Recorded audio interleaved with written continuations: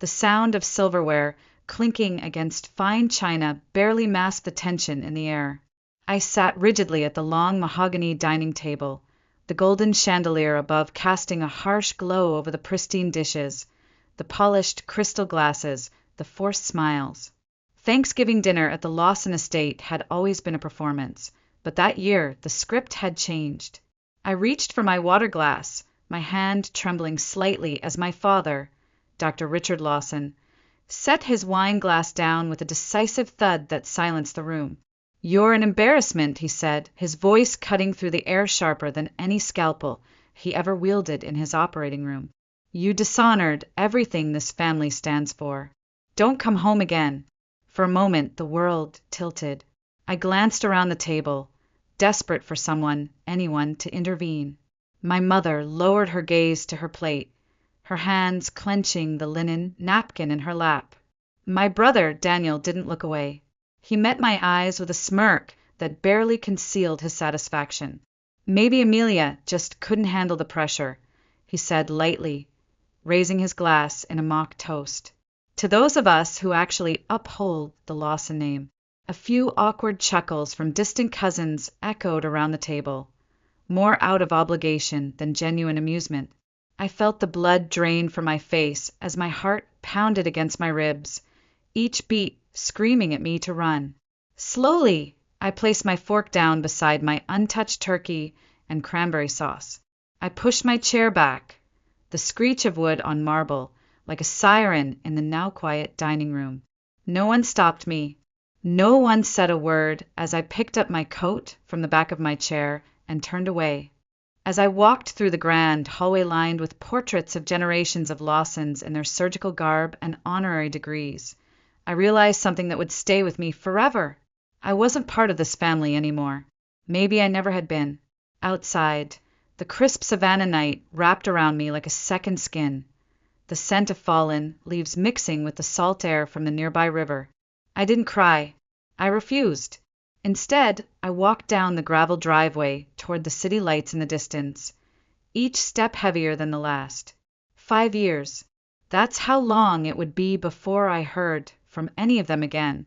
5 years of birthdays without calls, of Christmases spent alone in cramped apartments, of forging a life peace by agonizing peace without the safety net they had yanked away without hesitation. I rented a room above a laundromat in downtown Savannah, the scent of detergent and steam permanently etched into the faded wallpaper. I worked nights waiting tables at a run-down diner, scraping together enough to pay for law school one semester at a time. There were nights when I sat huddled over textbooks with ramen noodles as my only meal, my fingers numb from the cold seeping through the cracked window, my resolve the only thing keeping me warm. There were mornings when I barely made it to class, my uniform smelling faintly of bacon grease and stale coffee. And yet each exam I passed, each paper I submitted, each grueling semester I survived built something inside me that the Lawson family had tried so hard to crush, a foundation not of privilege, but of sheer unbreakable will. Every day I reminded myself of my father's words. Every day I turned their rejection into fuel. I didn't need their approval. I didn't need their money, their connections, their empty legacy. I would build my own, alone if I had to, and stronger because of it. Little did they know the disgrace they had cast out into the cold would one day return, but not to beg for acceptance. No, I would come back wearing the very title they never believed I could earn. And when I did, they would have no choice but to recognize the daughter they had tried so hard to erase. The room I rented was barely bigger than a prison cell. A narrow bed with a sagging mattress occupied one wall. A battered desk sat under a tiny window, and a rickety heater groaned in protest whenever I tried to coax warmth from it. Outside, the streets of downtown Savannah pulsed with life, neon signs flickering above dive bars, the occasional siren splitting the humid night air. But inside, my world shrank to the size of a textbook, a notebook, and the clock ticking relentlessly toward another dawn. Most nights, I stumbled in after a double shift at the diner, my feet blistered from hours of standing, my apron still stained with coffee and grease. I'd kick off my shoes, collapse into the chair, and crack open my law books, willing my brain to absorb statutes and case law through sheer exhaustion. Sometimes the words blurred together until I couldn't tell the difference between tort and contract, between rights and remedies. But I pressed on. I couldn't afford the luxury of falling apart. No parents to call when rent was due, no family loans to cushion the inevitable setbacks. When the heater finally died one bitter January night, I huddled under every blanket I owned, wearing 2 pairs of socks and a winter coat to bed, my breath visible in the icy room. I studied for my constitutional law final by the dim light of a borrowed desk lamp, my frozen fingers barely able to turn the pages. But I refused to quit. The faces of my family haunted me during those sleepless nights. My father's stern disapproval, my mother's guilty silence, Daniel's smug contempt. Their voices echoed in my mind. You're nothing without us. You're not strong enough. You'll come crawling back. Each word fueled a slow, smoldering anger deep within me, hotter than any Georgia summer, colder than any winter night. I would prove them wrong, not for their approval, not even for revenge, but because I owed it to the girl who had walked away from that table with nothing but her pride. The first time I saw my name printed on a passing grade, a solid A in criminal law, I sat in the back of the university library and cried silently into my sleeve. Not because I was sad, but because for the first time in years, I felt the faint glimmer of something dangerously close to hope. I worked harder after that. I took extra shifts at the diner, studied during every spare minute, skipped parties and weekends out. My world was small, but it was mine and it was enough. During my 3rd year of law school, a professor pulled me aside after class. Miss Lawson, she said, adjusting her glasses, have you considered clerking after graduation? You have a mind built for the bench. I blinked at her, stunned into silence. No one had ever suggested that I was destined for anything other than mediocrity. Clerk for a judge? Me, Amelia Lawson, the family disgrace?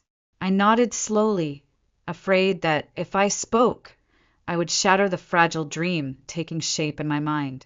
After that conversation, a new idea took root inside me, fierce and bright and impossible to ignore. Maybe I didn't just have to survive. Maybe I could lead. Maybe the girl they had thrown away could one day wear the black robe they reserved only for those they deemed worthy. Graduation day came not with the fanfare of a proud family crowding the seats, but with the quiet satisfaction of knowing I'd dragged myself across the finish line by my own bloody hands. I stood alone outside the convention center, clutching my diploma, the Savannah heat already wilting my gown. A few classmates laughed with their families nearby, tossing mortarboards into the air. I let the sounds wash over me without resentment. Their journeys weren't mine, and mine was far from over. That night, sitting on the cracked steps of my apartment building with a cheap bottle of champagne I had no one to share with, I made myself a promise under the blinking street lamp. I would never again let anyone else define my worth. The Lawsons had disowned me, but I had claimed something far more powerful myself. And somewhere deep inside I knew the story wasn't finished yet. Not even close. The courthouse smelled like old paper and ambition. My heels clicked sharply against the marble floor as I made my way down the long hallway, my heart hammering harder than it ever had during a final exam.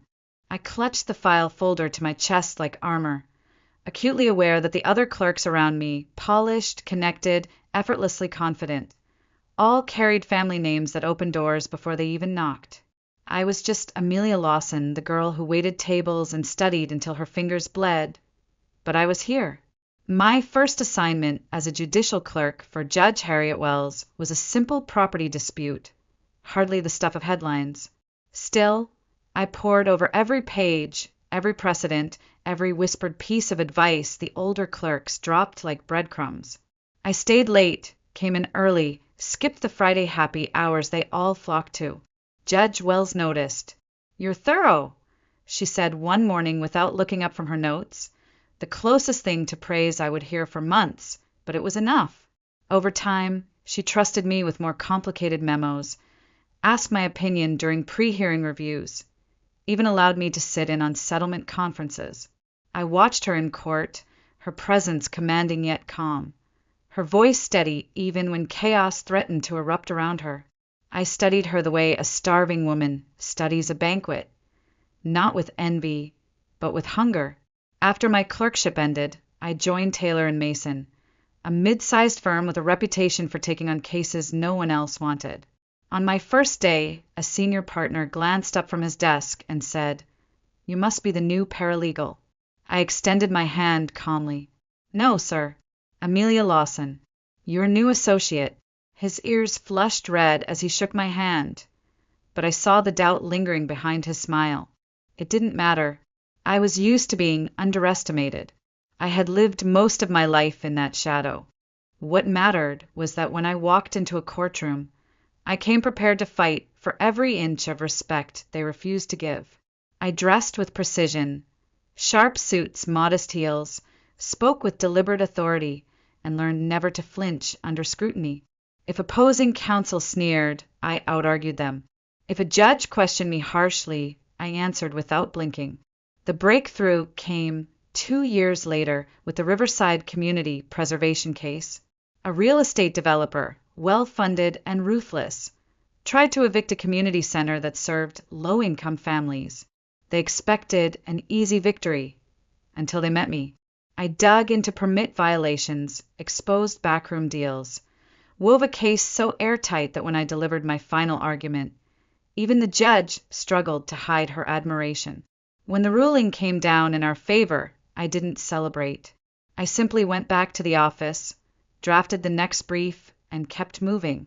But inside, I allowed myself a single breath of pride, not for the victory itself, but for proving, if only to myself, that I belonged.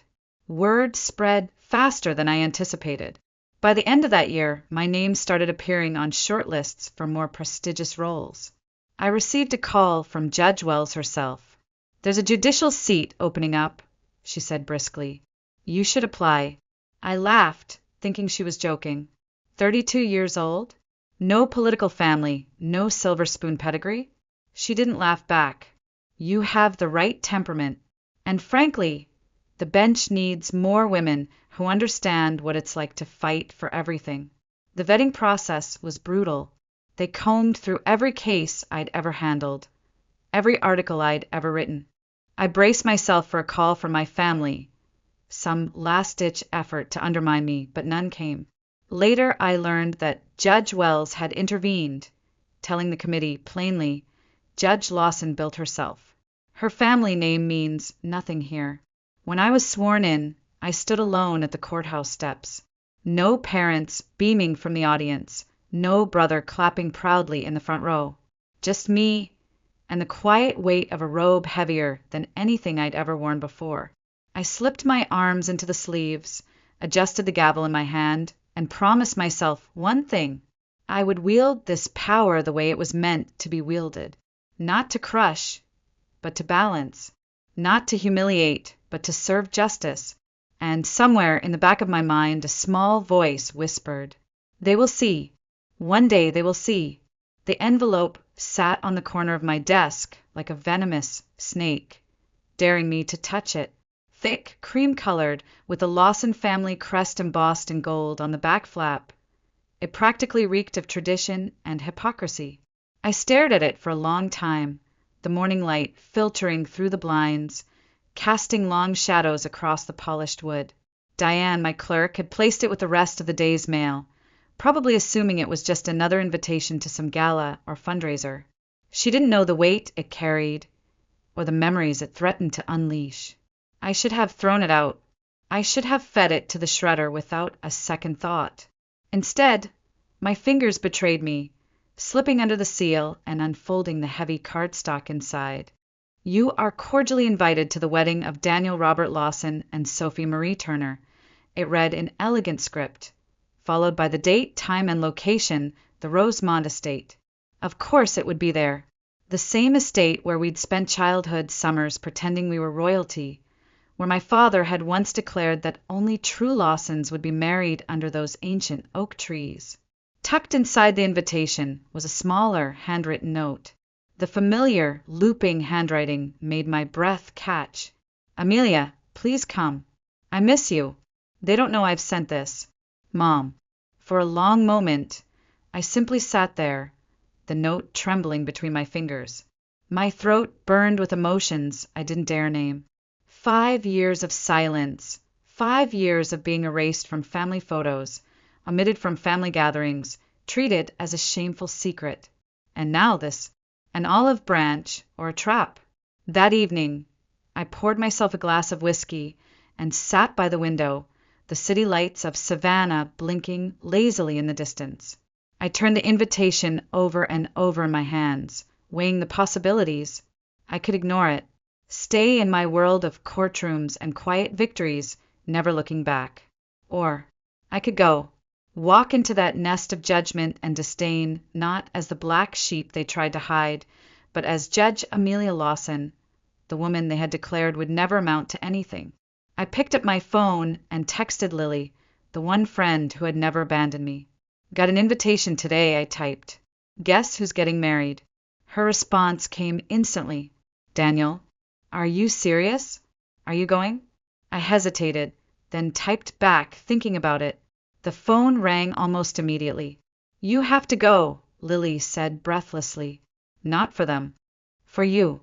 Walk in there like the badass you are. Make them see." I smiled, the first real smile in hours. Easier said than done, but maybe she was right. Later that night, unable to sleep, I dug through an old box in my closet and found the photo album I'd buried years ago.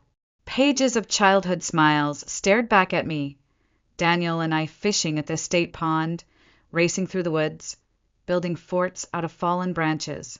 We had been close once, before ambition, before expectations, before betrayal had driven a wedge between us that no apology could bridge. I paused at one photo in particular. Daniel, 13, grinning proudly as he pinned a Junior Medical Association badge to his chest, while I stood beside him, clapping wildly. I remembered that day. I had been genuinely proud of him, back when his success didn't come at the price of my existence. I closed the album slowly, my chest tight. The Daniel I had loved was long gone, replaced by someone molded in her father's image, someone who had learned that loyalty only mattered when it served ambition. And yet a small, stubborn part of me wondered, if I showed up at that wedding, if I stood before them not as a supplicant, but as an equal, would it make any difference? Could it crack the fortress of disdain they'd built around themselves? Or at least remind them of what they had thrown away? I didn't know, but I knew one thing. I wasn't going to hide anymore. The restaurant was a relic of old Savannah. Dim lighting, heavy velvet drapes, and the faint scent of wood smoke lingering in the air. I arrived early, choosing a corner table where I could see the door, my nerves tightly coiled beneath my calm exterior. I adjusted the cuffs of my navy blouse, mentally rehearsing a dozen variations of this meeting, all of them ending in disaster. At precisely 7 p.m., the hostess led my mother to the table. Margaret Lawson looked almost the same, impeccably dressed in a cream sweater and pearls, her hair styled in soft waves. But there was something different, too, a certain stiffness to her movements, a brittleness around her smile that hadn't been there before. "Amelia," she said, reaching for my hands across the table. I allowed the brief contact, her fingers cool against mine, before gently pulling back. "Mom," I acknowledged, my voice even. We ordered quickly, 2 glasses of wine, a light dinner neither of us would touch, then sat in the heavy silence of things too long unsaid. "I've been following your career," she said finally, her voice barely above a whisper. "The Brennan case, your reforms for the juvenile courts." I read everything I could find. I stared at her, caught between disbelief and an ache I didn't want to feel. For years I had imagined this, my mother expressing pride, acknowledgement, but always dismissed it as fantasy. And now here she was, offering it in the quietest of voices, as if afraid it might be snatched away. "Your father doesn't know," she continued hurriedly. He still tells people you had a breakdown, that you couldn't handle medical school. She winced, and for the first time I saw not just guilt, but shame. And you? I asked, my tone sharper than intended. Did you correct him? Her eyes dropped to her napkin. Not for a long time, she admitted. I was afraid. Of him, of losing the family's approval of everything. I picked up my glass, letting the bitterness settle on my tongue. You were afraid. I was alone. The words hung between us, heavy and undeniable. She nodded slowly, tears glinting in the corners of her eyes she refused to let fall. You're right. I failed you, Amelia. I failed you when you needed me the most. For a long moment, neither of us spoke. Around us, the clatter of dishes and low hum of conversation formed a distant backdrop to the rawness at our table. I didn't come here for apologies, I said, finally, my voice softening. I came because you asked me to. I know, she whispered, and I'm grateful. The waiter brought our entrees, and we pushed the food around our plates, neither of us eating. Eventually, my mother reached into her purse and slid a small box across the table. This was your grandfather's, she said. James took it after the funeral, but it was always meant for you. I opened the box slowly. Inside lay a gold pocket watch, its surface worn smooth with age. The initials WJL, William James Lawson, engraved elegantly on the back. Inside the cover, a small photograph of my grandfather beaming at me at my law school graduation. I closed my fingers around the watch, its weight grounding me in a way no words could. Thank you, I said, my voice thick. My mother smiled sadly. Whatever happens at the wedding, just know, not everyone in this family feels the same way about you. I slipped the watch into my jacket pocket, feeling its reassuring weight against my heart. I didn't know if her words could undo the years of absence, the decades of disappointment, but they cracked something hard and frozen inside me. As we rose to leave, she hesitated, then reached out to brush a stray hair from my face the way she had when I was a little girl. For a moment, I let her. Outside, the air was cool and smelled faintly of rain. I watched her walk away down the cobblestone street, smaller somehow than I remembered. And I realized that forgiveness, like power, wasn't about forgetting the pain. It was about choosing to stop letting it define you. And tomorrow, I would take the first step back into the world they had tried so hard to lock me out of. On my terms. The drive to Rosemont Estate felt like threading my way through a dream I barely remembered. Tall oaks lined the winding road, their heavy branches forming a canopy overhead, filtering the golden afternoon sunlight into scattered patterns on the pavement. As I pulled up to the grand iron gates, my hands tightened on the steering wheel. The last time I had been here, I was a girl, pretending to belong. Today, I belonged to no one but myself. I parked my modest sedan between a gleaming BMW and a sleek black Mercedes, ignoring the curious glances from distant relatives milling about the circular drive. I straightened my shoulders, adjusted the pocket watch in my jacket, my grandfather's legacy, and stepped out onto the gravel path. I wore a simple forest green dress, elegant but understated, paired with gold earrings and a quiet defiance that no designer label could match. The estate gardens were in full bloom, a riot of color and fragrance meticulously arranged for the event. White tents billowed softly in the breeze, and strings of fairy lights crisscrossed the east lawn where the rehearsal was already underway. Laughter and chatter floated toward me. But as I approached, conversations stuttered and fell away like dominoes tipping over one by one. I spotted Daniel first, standing by the flower arch, issuing orders to a harried wedding planner with the same clipped authority he had once used to boss me around as children. He hadn't changed. Polished. Perfect. Arrogant. I took a slow breath and kept walking. It wasn't Daniel who noticed me first. It was Sophie. She stood near the seating rows, clipboard in hand, her simple white sundress fluttering around her knees. When her gaze lifted and met mine, her entire face transformed. She broke into a bright, surprised smile and hurried toward me. her voice carrying clear across the stunned silence. "Your Honor," she called, dipping into a slight curtsy, the same small, respectful gesture I'd seen countless young attorneys use in my courtroom. "I didn't know you would be here." I froze for half a heartbeat, feeling the collective intake of breath from the assembled guests, the ripple of confusion, the sharp prick of 100 curious stares, and then I smiled. A slow, deliberate smile that tasted like victory. "Good to see you again, Miss Turner," I said calmly. From the corner of my eye, I saw Daniel whip around, his head snapping toward us like he'd been struck. His expression morphed from confusion to horror to something dangerously close to panic. Sophie beamed, oblivious to the tension crackling through the humid Georgia air. "Everyone, this is Judge Lawson. She's been such an inspiration to me. I interned under one of her rulings during law school." She turned toward Daniel, laughing lightly. "Can you believe it, Daniel? Judge Lawson is here." Daniel's face drained of color, his hands clenching and unclenching at his sides. He opened his mouth, closed it, then forced out a brittle, "Sophie, Amelia is my sister." The world seemed to tilt slightly as the words dropped into the silence. Sophie blinked. "Sister?" she repeated slowly. Her gaze swung back to me, then to Daniel, the pieces clicking together behind her wide blue eyes.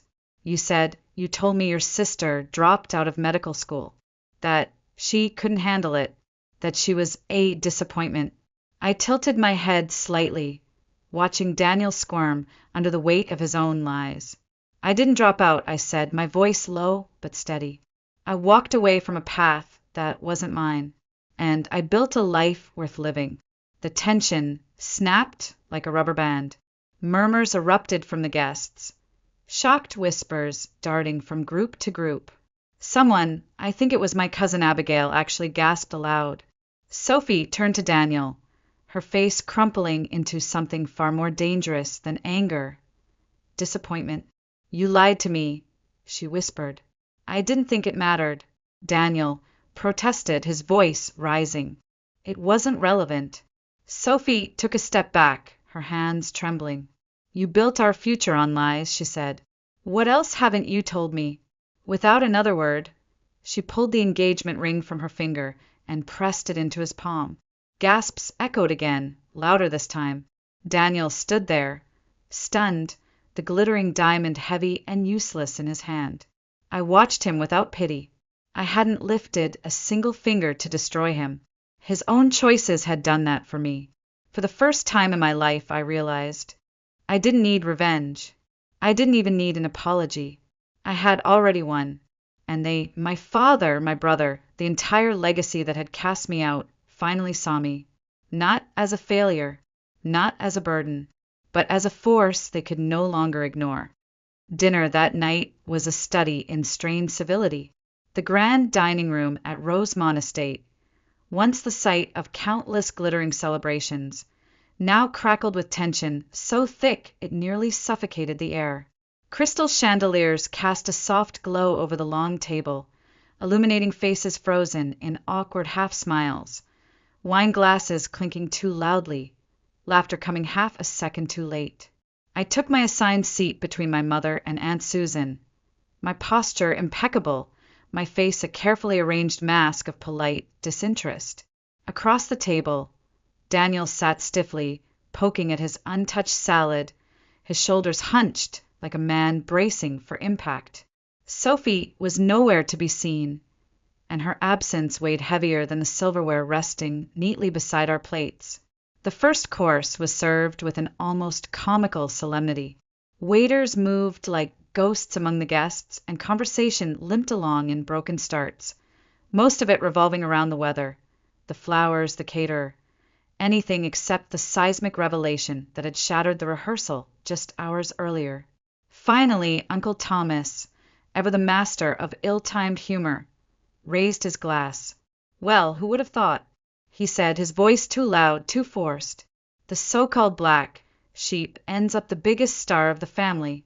Several guests tittered nervously, lifting their glasses toward me in a half-hearted toast. I offered a small, noncommittal smile and lifted my water. I wasn't interested in their sudden, shallow admiration that had more to do with status than with anything real. Across the table, Daniel slammed his fork down with a sharp clatter. "She's not a star," he said, his voice tight with fury. "She quit. When things got tough, she walked away." Silence fell like a hammer. Forks paused midair. Heads turned. I set down my glass carefully. I counted to 5 in my head, then 10, and when I spoke, my voice was steady, clear. "I didn't walk away because it was hard, Daniel," I said quietly. "I walked away because it wasn't my calling. There's a difference." Daniel scoffed, but before he could launch into another tirade, another voice cut through the tension. "My father." "For God's sake, Daniel," Dr. Richard Lawson said, his voice weary. "Enough." Every eye swung toward him. I turned slowly to face the man who had once told me I was dead to him. "You were competitive with your sister from the time you could walk," my father continued, his gaze pinned on Daniel. "We encouraged it too much. We made it clear that success was the only currency that mattered in this family. And when Amelia chose a different path, we treated her like a traitor instead of a daughter." Daniel stared at him, stunned. "So did I. And for that," my father said, turning his piercing blue eyes to me, "I am sorry." The room seemed to shrink, the walls pressing inward. I couldn't breathe for a moment, not because I doubted his words, but because I'd spent so many years believing this moment would never come. The apology wasn't dramatic. It wasn't flowery or overwrought. It was simple, honest, and somehow that made it all the more powerful. I inclined my head slightly, acknowledging the apology without reaching for it. Forgiveness wasn't a switch to be flipped. It was a process, one that would take time if it ever came at all. The rest of dinner passed in a blur.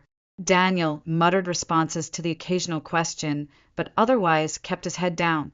My mother, bless her, valiantly steered the conversation toward safer waters, asking me about recent cases, upcoming judicial reforms. I answered politely, offering just enough to satisfy curiosity without opening myself up further. As dessert was served, Aunt Susan leaned toward me with a conspiratorial smile. "Judge Lawson," she whispered, "you must tell me what it's like to send someone to jail. Is it as thrilling as it sounds?" I smiled thinly. "Justice isn't about thrills," I said. "It's about doing what's right, even when it's difficult." She blinked at me, clearly not understanding, but I wasn't speaking for her.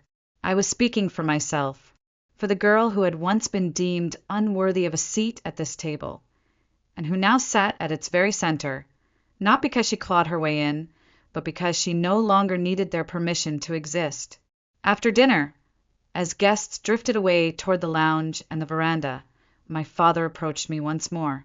He looked older under the soft chandelier light, the lines around his mouth deeper, the proud set of his shoulders softened by something almost human. "You've done well, Amelia," he said simply, and for once I believed he meant it. The morning of what should have been Daniel's wedding day dawned gray and heavy with humidity, the sky low and restless above the sprawling lawns of Rosemont Estate. I dressed mechanically, pulling on simple jeans and a linen shirt, my mind still tangled in the wreckage of the night before. No one had seen Sophie after she walked away from Daniel at the rehearsal, and no one dared ask where she had gone. I slipped out the side door, craving fresh air, craving distance. The garden paths were damp underfoot, the scent of roses mingling with the sharp tang of rain yet to fall. I found myself drawn, almost without thinking, to the small stone bench by the reflecting pool, my grandfather's favorite spot, and sat, fingering the old pocket watch tucked safely inside my jacket. I don't know how long I sat there before a commotion from the main house shattered the uneasy peace. Raised voices, hurried footsteps, the sharp bark of someone calling for an ambulance. I was already running before the words, fully registered. Inside the library, chaos reigned. My father slumped in a high-backed chair, pale and breathing heavily, one hand pressed to his chest. My mother hovered anxiously nearby, white as a sheet. A young doctor, one of Daniel's former classmates, was crouched at his side, checking vitals with brisk efficiency. "It's just angina," my father insisted, waving off the offered oxygen mask with a shaky hand. "Overexertion, that's all. You're not fooling anyone," the young doctor muttered, shooting a meaningful glance at my mother, who immediately began dialing 911. Daniel burst into the room moments later, medical bag in hand, his face a mask of barely contained panic. Without a word, he dropped to his knees beside our father and took over the examination, his movements fast, clinical, desperate. I stood by the doorway, frozen, the old instincts warring inside me. This wasn't my world anymore. I didn't belong to this clean, clinical theater of life and death. But then my father's eyes found mine across the room, and his hand lifted weakly. "Amelia," he rasped, "come here. Please." The weight of the moment nearly buckled my knees. Slowly I crossed the room, kneeling beside him opposite Daniel. He grasped my hand with surprising strength, his skin cool and dry against mine. "I may not get another chance to say this," he began, his voice thick and broken in a way I'd never heard before. "I was wrong, Amelia. I pushed you into a life you didn't want.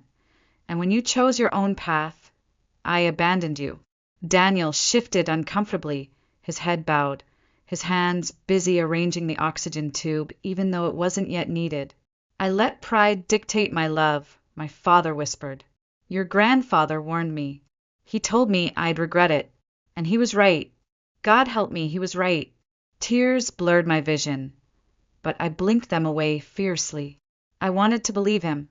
I wanted to let those words heal the jagged wound that had bled inside me for so long.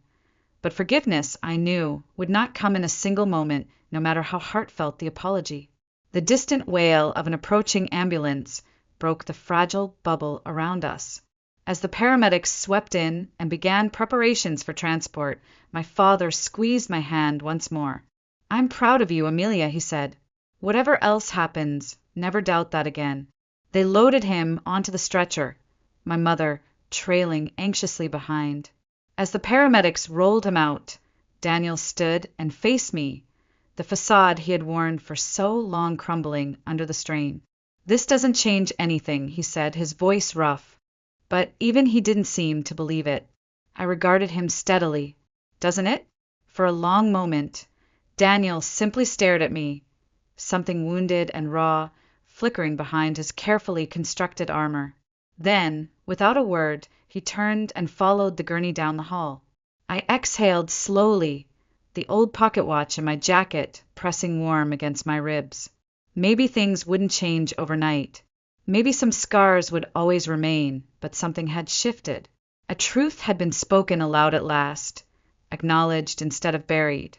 And in that truth, there was the smallest, fragile seed of something I hadn't dared hope for in a very long time. Possibility. The waiting room at Memorial Hospital was frozen in a strange kind of limbo, too bright under the fluorescent lights, too quiet except for the occasional shuffle of footsteps or the rustle of paperwork.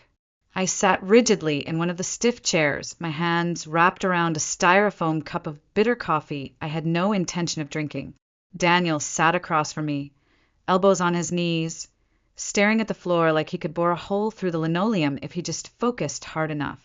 Hours passed in silence, broken only by the occasional updates from the nurses. Stable, responsive, overnight observation recommended. Words that should have brought relief, but instead hung heavy in the sterile air. At some point, my mother returned from signing insurance forms, her face drawn but composed. She handed me a clipboard without a word, and I filled out the legal consents, my law training turning a numbing task into something mechanical, safe. Around 3 a.m, a young doctor finally emerged, his smile tired but genuine. "He's resting comfortably," he said. "You can see him briefly before he sleeps, but he needs rest." My mother squeezed my hand. "You go," she said softly. "Both of you." Daniel and I exchanged a glance. Old, complicated, heavy with history, and then without speaking we rose and followed the doctor down the hallway. The sight of my father hooked up to monitors, his chest rising and falling under thin hospital sheets, triggered a strange mixture of emotions: fear, sorrow, anger, but also, unexpectedly, compassion. He opened his eyes when he heard us approach and gave a weak smile. "My two overachievers," he murmured, the barest hint of humor threading his voice. Daniel managed a choked laugh. I simply stood there, unsure what to say, unsure if anything needed to be said. Some things lived in the spaces between words, in the weight of presence alone. After a few minutes, the nurse gently ushered us out. Back in the waiting room, Daniel slumped into a chair and scrubbed his hands over his face. "I don't know how to fix this," he said finally, his voice hoarse. "I don't know how to undo all the damage." I sat beside him, the distance between us feeling smaller than it had in years, and yet still so vast. "You don't," I said. "You can't undo it. You can only decide what you do next." He nodded slowly, the lines of strain etched deep around his mouth. "Sophie called," he said after a long pause. "Last night. She's staying with friends in Atlanta. She doesn't want to see me right now." I said nothing. There was nothing to say that wouldn't make it worse. "I told her the truth," Daniel continued, staring at the scuffed toes of his polished shoes. "About everything. About you. About me. About the pressure, the lies, all of it. And," I asked gently, "and she said she needs time," he whispered. "She said she needed to figure out if the man she agreed to marry was the man she really knew." A long silence stretched between us, filled only by the low hum of hospital machines behind closed doors. "I don't blame her," I said finally. "Sometimes, when the mask falls away, you don't recognize the person underneath." Daniel flinched, but nodded, accepting the blow without protest. "I thought," he said haltingly, "that if I built the perfect life, the perfect career, maybe the cracks wouldn't show. Maybe I could forget what I did, what I allowed to happen." I looked at him, really looked, and for the first time in a long time, I didn't see the golden boy of the Lawson family. I saw a brother. Flawed. Human. Hurting. "We were both trapped," I said quietly. "In different cages, but cages all the same." He turned to me, his eyes shining. "Can we start over?" I thought about it, about all the years of silence, all the wounds still healing. And then I offered the smallest of nods. "We can start something," I said. "I don't know if it'll be what it was, but it can be real." A tentative, broken smile tugged at the corner of Daniel's mouth. And for the first time in what felt like forever, I believed it too. 1 year later, I stood at the threshold of my new chambers in the federal courthouse of Savannah, the morning sunlight pouring through the tall arched windows, glinting off the polished wood paneling and crisp white trim. A brass plaque beside the door gleamed under the light, "The Honorable Amelia Lawson." My fingertips brushed the engraving lightly, as if to reassure myself that it was real, that I had truly made it here, step by painstaking step. The black robe felt heavier on my shoulders than ever before, but not burdensome. It felt earned, weighted with the battles fought and the scars hidden beneath pressed fabric and steady smiles. Inside, my clerk was already waiting with the morning's docket. First up was a housing rights case, a community legal team fighting a corrupt developer. As I skimmed the briefs, a familiar name caught my eye. Sophie Turner. I looked up sharply, and there she was, standing confidently at the plaintiff's table. No engagement ring glinting on her hand now. Just simple, professional elegance and a calm authority that hadn't been there a year ago. When court was called to order, she addressed me not with hesitation, not with awkwardness, but with steady respect. "Your Honor," she said, her voice ringing clearly across the room, "the plaintiff is prepared to present." We moved through the morning's proceedings with the kind of rhythm that only came from true purpose. As we recessed briefly for lunch, Sophie approached the bench, her voice low enough for only me to hear. "Congratulations," she said. "The nomination, it's well deserved." I blinked in surprise, caught off guard. Rumors had been swirling for months now about my name being placed on the short list for the next federal appellate court appointment, one step below the Supreme Court itself. I had dismissed them as courthouse gossip, but maybe they were more real than I allowed myself to believe. "Thank you," I replied simply, my voice steadier than I felt. And she hesitated, then smiled, a smile full of 1,000 unspoken acknowledgments. For what it's worth, I think Daniel finally sees things more clearly now. I inclined my head slightly, acknowledging the truth neither of us needed to spell out. That evening I met my parents for dinner, something that had become a tentative, monthly tradition. We didn't pretend the past hadn't happened. We didn't rewrite history, but we built something new, fragile, sometimes awkward, but real. The house I had grown up in had changed too. The heavy, oppressive portraits had been replaced by my mother's artwork, vivid landscapes and sunlit beaches that spoke of freedom rather than legacy. Even my father seemed lighter somehow. He had stepped down from his position as chief of surgery and now lectured part-time, mentoring young doctors without the crushing burden of perfectionism he had once wielded like a scalpel. After dessert, my mother pulled me aside into her cozy new study. She handed me a slim, leather-bound scrapbook.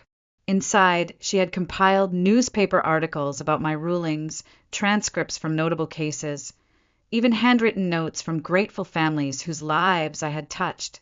"I wanted you to know," she said, her voice trembling slightly, "that I see you, Amelia. I always should have. I'm sorry it took me so long." I closed the book gently, the lump in my throat too large to speak around. Sometimes healing didn't come in grand gestures, but in small, painstaking stitches, sewn one apology, one shared meal, one quiet moment at a time. Later that night, my phone buzzed with a text from Daniel. "Coffee tomorrow. My treat. No lectures, no guilt trips. Just brother and sister." I smiled despite myself, typing back a simple, "Sounds good." As I prepared for bed, I paused by my nightstand where my grandfather's pocket watch rested, gleaming softly under the lamp's glow. I picked it up, tracing the worn engraving with my thumb. WJL, William James Lawson, the man who had believed in me when no one else did. I slipped the watch into my jacket pocket for the next day's hearings. A reminder that legacies aren't handed down like heirlooms, they're forged. Choice by choice, battle by battle, inch by inch. When I looked into the mirror, I didn't see the girl they had cast out in shame anymore. I saw the woman who had rewritten the meaning of her name. And the view, just as my grandfather had promised, was beautiful indeed.